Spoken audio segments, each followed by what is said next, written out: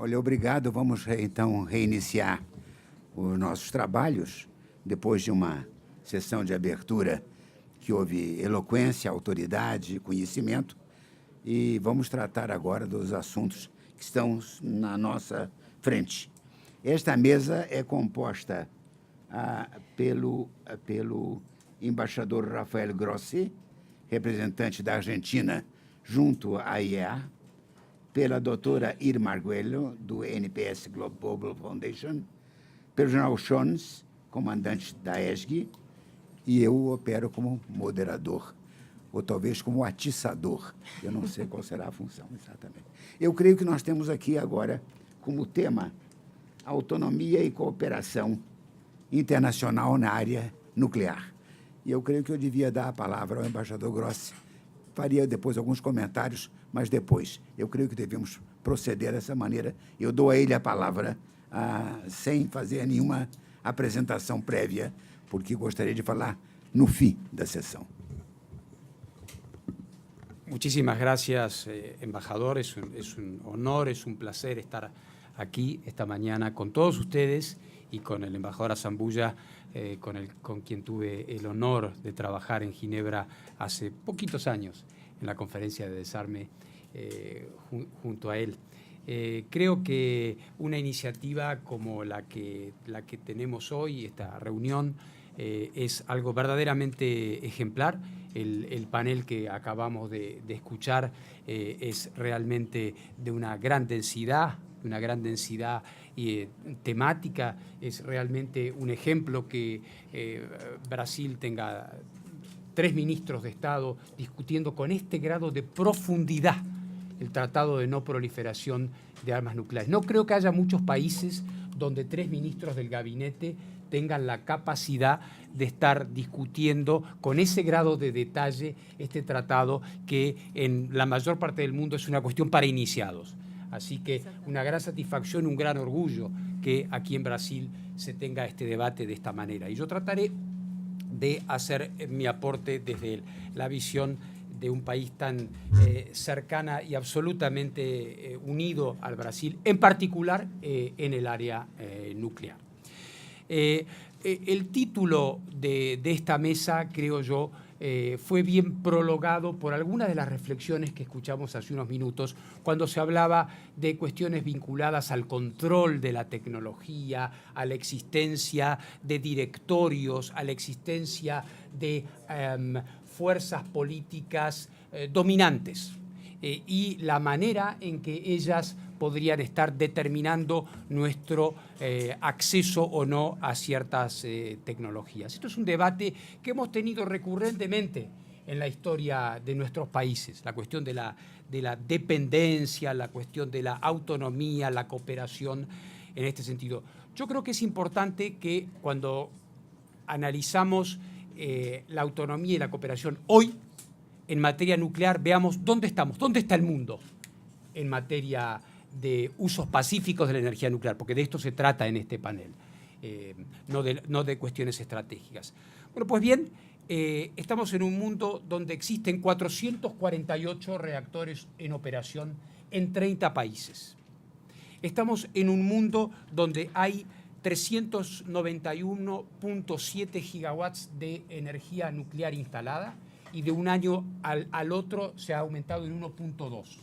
Estamos en un mundo donde hay 58 reactores nucleares en construcción, 39 de los cuales están siendo construidos en Asia, 19 de ellos en China, 7 en Rusia, 6 en la India, 4 en Corea, 4 en los Emiratos Árabes Unidos, 2 en Eslovenia, 2 en Estados Unidos, 2 en Ucrania, 2 en Bielorrusia, 1 en Brasil, 1 en Argentina, con otro más que se va a empezar a construir dentro de muy poco tiempo.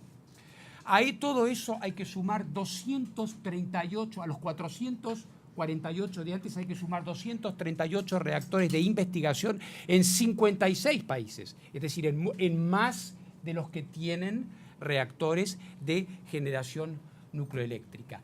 El aporte de la energía nuclear en este momento en el mundo oscila aproximadamente entre el 14 y el 15%. Las figuras pueden variar y en algunos años aumenta y en otros años disminuye.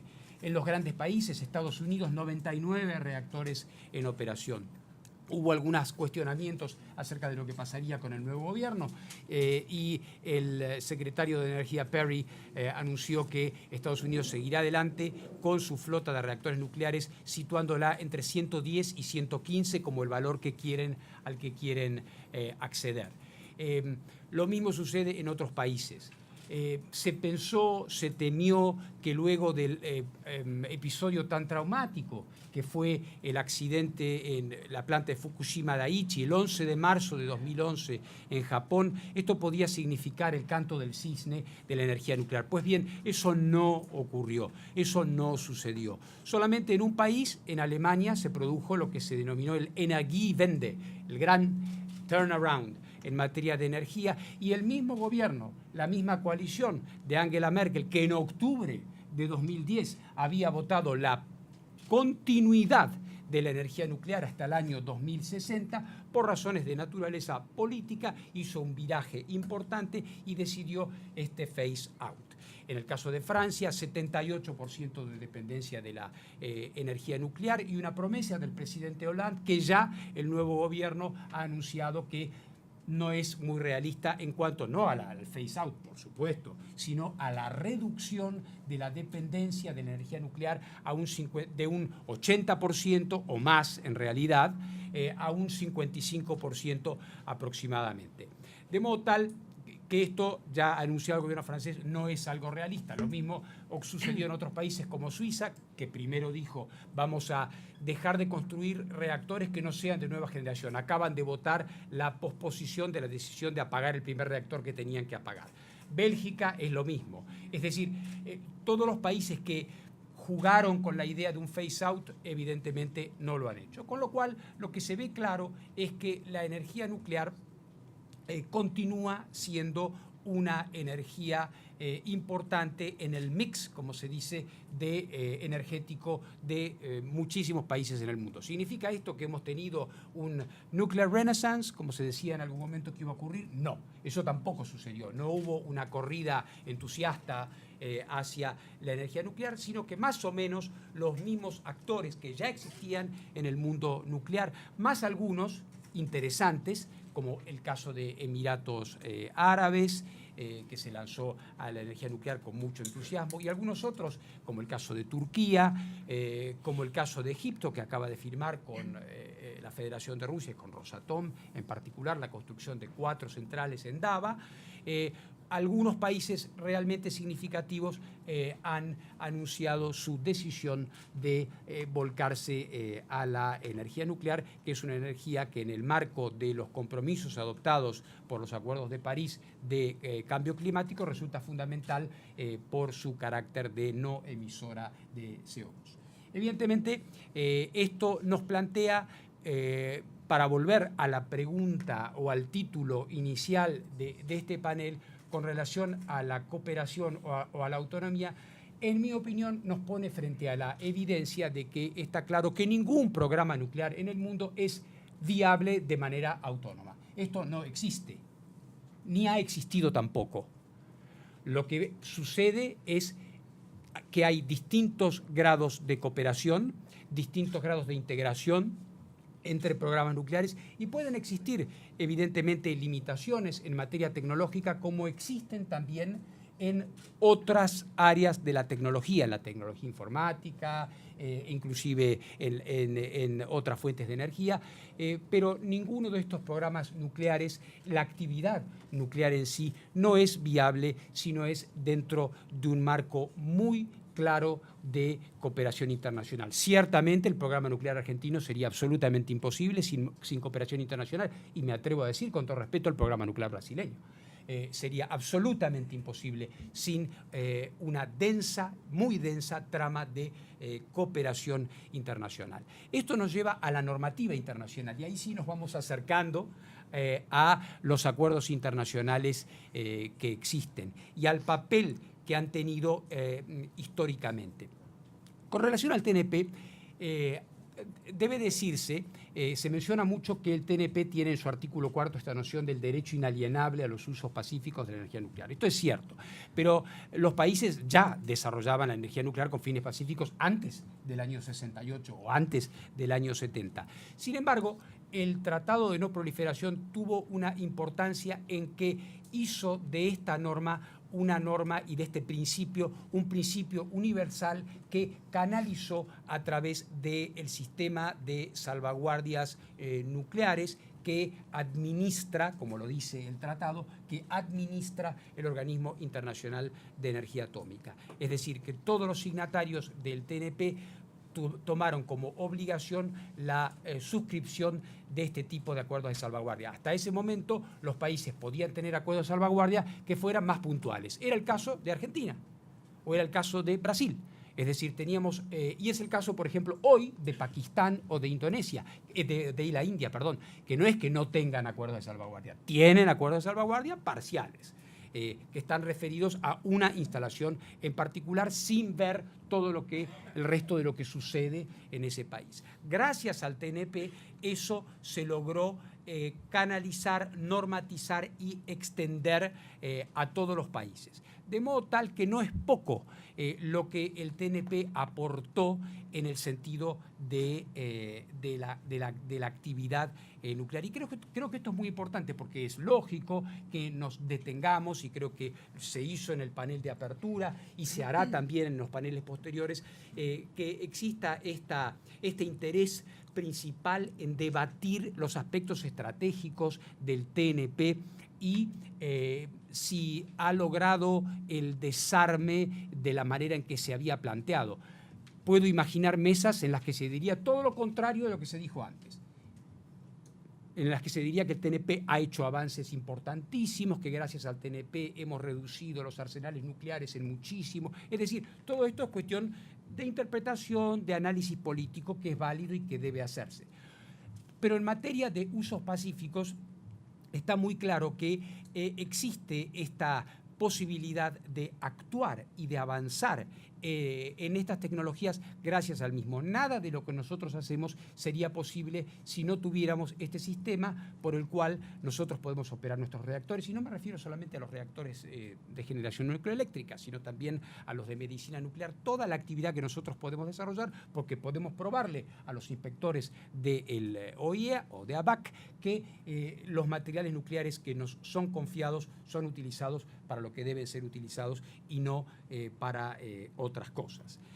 El TNP es un elemento. Otro elemento importante que fue también mencionado y que por propia experiencia como expresidente del grupo de países suministradores nucleares, Nuclear Suppliers Group, puedo mencionar, es el papel de los regímenes de control de exportaciones, que son muy importantes porque también evocan estos debates un poco ideológicos que teníamos.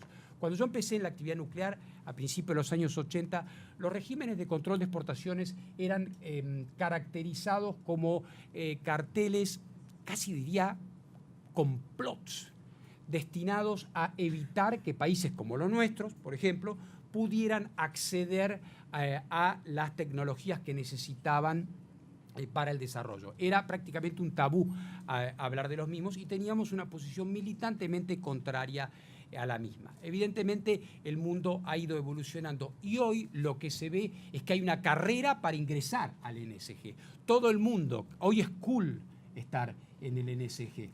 Antes no lo era. Hoy países como la India, y yo lo sufrí en carne propia porque fui presidente del NSG, y la ofensiva política, diplomática de la India, de Pakistán y de otros países que abjuraban de institutos como los regímenes de control de exportaciones fueron de una gran intensidad. Esto no se logró, todavía es un debate muy grande porque ellos evidentemente están fuera del TNP y sería una licencia poética quizá muy grande ingresarlos en el NSG, pero el tema no está cerrado.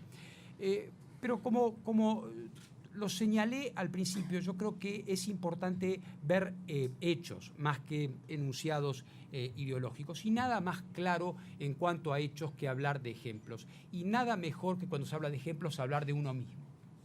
Entonces yo voy a hablar del ejemplo que conozco con relación a los regímenes de control de exportaciones y la actitud frente al régimen de no proliferación, que es el de Argentina.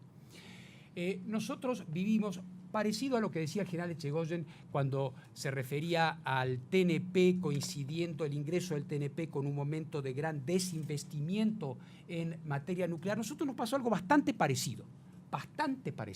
Nosotros ingresamos un poco antes que Brasil. El presidente se acordará, hubo ciertos debates sobre por qué lo habíamos hecho nosotros antes y por qué no había habido una simetría. El caso es que en aquellos días el programa nuclear argentino se encontraba realmente bajo una gran ofensiva, paralizado, sin recursos. La planta nuclear de Atucha 2 paralizada, con los equipos sin utilizar, sin una claridad sobre lo que se quería hacer, con intentos inclusive de privatizar las plantas nucleares, hecho que no funcionó en ningún lugar del mundo. Es decir, parecía que era un programa nuclear perdido. Y la verdad que el sector nuclear argentino, que tenía, como el brasileño, muchos tecnólogos, mucho talento que existía ahí, decidió que la manera de subsistir era salir al mundo, salir a competir con lo que teníamos, que era ese savoir-faire, esa tecnología. Y ahí se fundó INVAP. INVAP en realidad quiere decir investigación y desarrollo. Y eso era una gerencia interna dentro de la Comisión Nacional de Energía Atómica, que hacía R&D, chiquitita. Y un grupo de aventureros se fue y dijo, vamos a hacer una empresa de tecnología nuclear. Y así fue. ¿Qué se necesitaba para eso? Se necesitaba jugar bajo las reglas. Ingresamos en el TNP, como Brasil, ingresamos en el MTCR, ingresamos en el NSG, ingresamos en todos estos sistemas que nos permitieron jugar on a level playing field con todos los demás actores y con los resultados conocidos. El programa nuclear argentino sobrevivió buscando esta búsqueda externa de la cooperación internacional y de la exportación. Argentina le vendió reactores a Perú, a Egipto, a Argelia, a Australia, naturalmente. Le acaba de vender uno a Holanda, primera vez que un reactor nuclear es vendido por un país del hemisferio sur a un país europeo. Y por supuesto tenemos esta gran alegría de poder finalmente avanzar en la construcción del reactor multipropósito brasileño y el RA-10 gemelo argentino bajo un acuerdo con INVAP. Ayer hablaba con la edición portuguesa, brasileña, del diario Clarín argentino y dije, Argentina y Brasil tienen que estar exportando reactores nucleares juntos en un futuro no muy lejano, lo cual es absolutamente posible.